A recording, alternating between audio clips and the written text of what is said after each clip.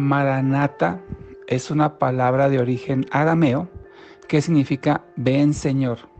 También significa el Señor viene. Esta palabra Maranata solo aparece una vez en toda la Biblia y la usó el apóstol Pablo en la primera carta que envió a los Corintios, capítulo 16, versículo 22. Dice así: si alguno no ama al Señor, quede bajo maldición. El Señor viene. Esta frase, el Señor viene, es la palabra Maranata, y de hecho así parece en algunas traducciones de la Biblia. Aparece, si alguno no ama al Señor, quede bajo maldición, o sea, anatema, Maranata. Aquí el apóstol usa la palabra Maranata como una advertencia de juicio hacia aquellos que aborrecen al Señor. Esta palabra Maranata, los primeros cristianos la utilizaban como una especie de saludo, un saludo entre ellos para darse ánimo, diciendo, el Señor viene. Ven Señor, era también una petición. En Apocalipsis 22:20 encontramos una expresión similar, que también se traduce al español similar a Maranata. Solo que en este pasaje es más como un ruego. Dice así Apocalipsis 22:20. El que da testimonio de estas cosas dice, sí, vengo pronto. Amén, ven Señor Jesús. Aquí no encontramos la misma palabra, Maranata, pero una similar que es erjomai, que significa venir, arribar, aproximar. Y el propio Jesús usó esta palabra, erjomai, vengo pronto. Y la respuesta de la iglesia y del Espíritu es, ven Señor Jesús, erjomai.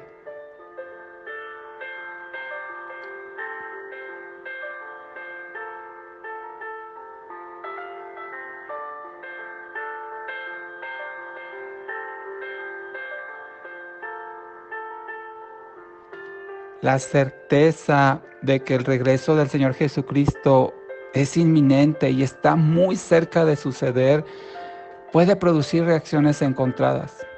Por un lado, el pecador cuando escucha esto, que Cristo viene y va a juzgar, si acaso tiene alguna conciencia de Dios, no quiere que eso suceda. El pecador no quiere que Cristo regrese porque desea seguir pecando.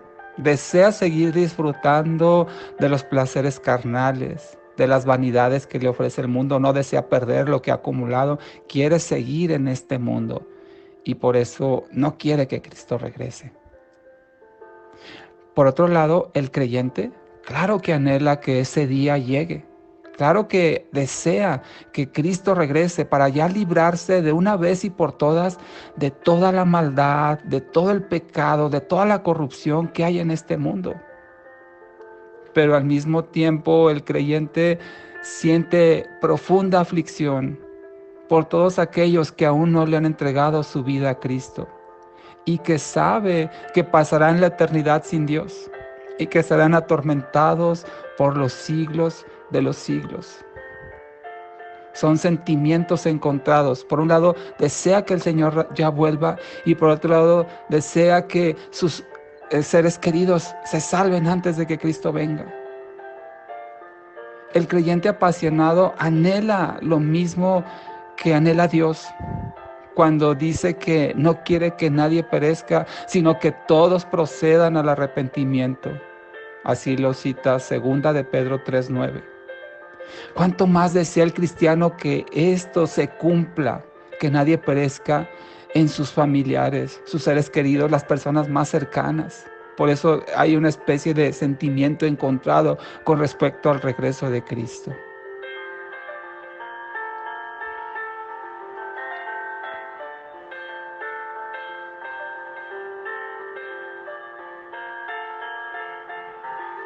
Entonces, la proximidad del regreso de Cristo nos debería motivar a cumplir la orden que Pablo le encomendó a Timoteo en su segunda carta, capítulo 4, versículo 2, cuando le dijo, predica la palabra, mantente dispuesto a tiempo y fuera de tiempo, convence, reprenda y exhorta con toda paciencia y enseñanza.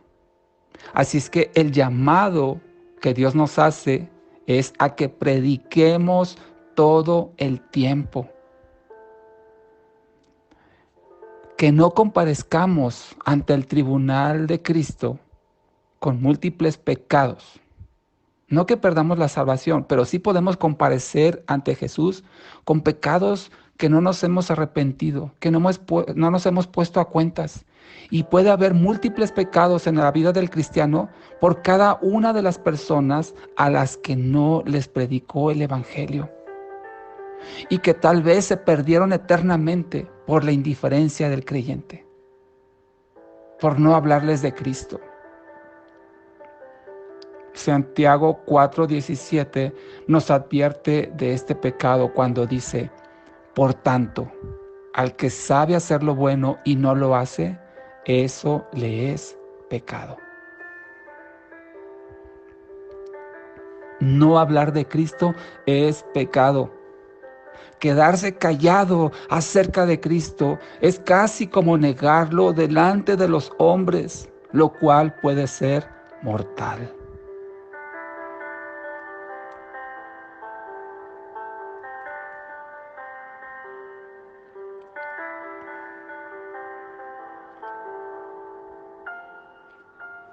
Lo menos que podemos hacer como cristianos es orar por todos los que conocemos que no son creyentes de Cristo. Que Dios les conceda la gracia de conocerle, de arrepentirse de sus pecados, de convencerlos y entregarle la vida. Y lo mejor que podemos hacer es predicarles el Evangelio de la salvación. Si alguien no sabe cómo hacerlo, cómo predicar a Cristo, cuando menos debería dar su propio testimonio. Eso sí lo sabemos explicar cada uno. Compartir nuestra propia experiencia de cómo Dios ha transformado nuestra vida. Y el Espíritu Santo puede usar ese testimonio para convencer a las personas de pecado, de justicia y de juicio. Si nosotros hablamos de Cristo, estaremos cumpliendo la gran comisión que el Señor encomendó a todos sus discípulos, incluidos nosotros. Estaremos cumpliendo el ministerio de todo cristiano. Todo cristiano tiene un ministerio y es predicar a Cristo. Tiene un llamado a hablar del Evangelio.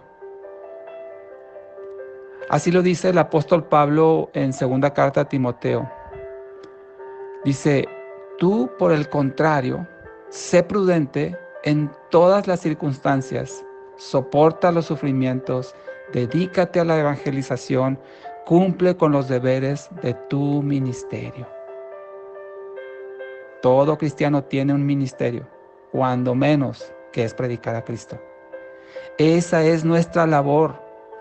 Y la de Dios, usar eso, la predicación, la evangelización, el testimonio, para convencer y para salvar. Si a pesar de nuestro esfuerzo, de nuestra dedicación, de nuestra predicación, de nuestro testimonio, las personas no se convierten a Cristo, no debemos desistir. Tenemos que perseverar. Ya estará en Dios convencerles, pero nosotros no podemos callar esta grande salvación que Dios ha puesto en nosotros.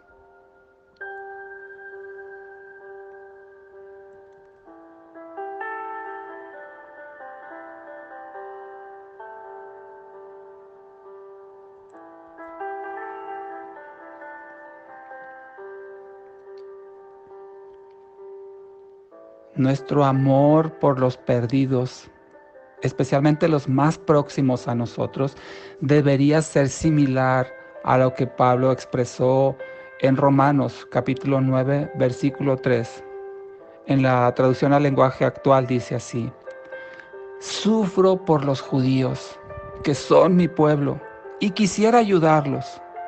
Yo estaría dispuesto a caer bajo la maldición de Dios y a quedar separado de Cristo, si eso los ayudara a estar cerca de Dios.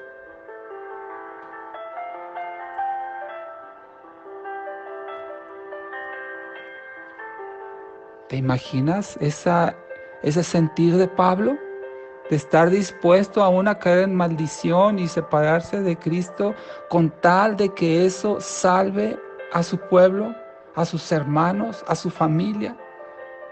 Y es que Pablo tuvo el mismo sentir que hubo en Cristo Jesús, que se despojó a sí mismo y se humilló a sí mismo y fue obediente hasta la muerte y muerte de cruz para darnos salvación, como lo cita Filipenses 2, versículos 5 al 8.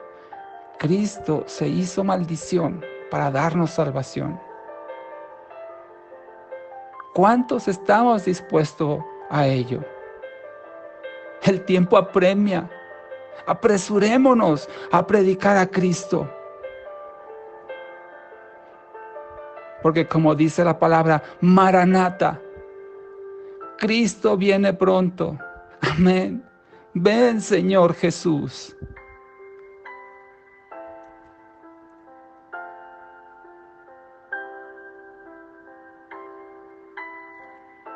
Padre, ayúdanos, Señor, a predicar tu palabra más y más, para que más personas vengan al conocimiento de la salvación que hay en Cristo Jesús y puedan arrepentirse y entregarte sus vidas. Maranata, ven, Señor Jesús. Ven, Señor Jesús. Anhelamos tu regreso. Amén.